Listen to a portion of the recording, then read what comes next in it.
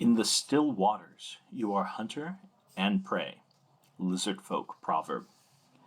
Made up of a large collection of deposits over millennia that have filled the brine sound, it being originally much deeper than the ocean it flowed into. It is sometimes hard to tell where the briny waters and the marshy land of Dlo Toujou and the brine sound or the Delascom ocean begin. Depending on the tides or storms, it can change even more. No matter how far you travel inland, you will rarely be too far from wetlands of some sort. While there are occasional downpours, most of the precipitation comes in the form of a constant mist. The mountains surrounding the sound tend to trap the moisture there. The population of Dlo Toujou is made up of mostly lizard folk. Most live in small villages ruled by a local tribal chieftain. Rule is hereditary on the female side. All the matriarchs pay homage to the High Priestess, who resides in the capital city of Dlo, in the center of the island.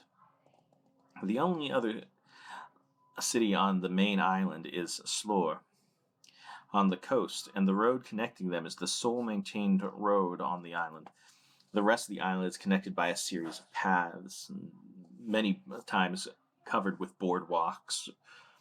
The giant lizards that are used as pack animals and mounts have no issue navigating the marshes, coupled with the cost of maintaining anything more complex of a road system in this environment makes this the best option. Most of the buildings here are on stilts to deal with frequent flooding.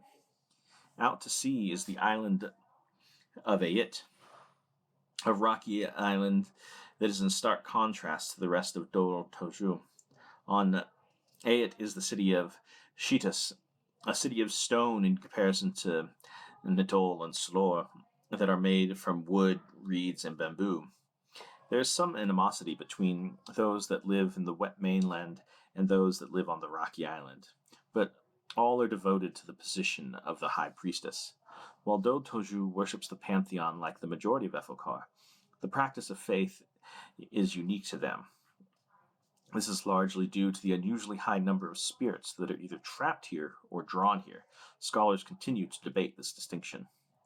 Regardless of the reasons, these Loa act as conduits to the gods and even to other planes. The Loa are prayed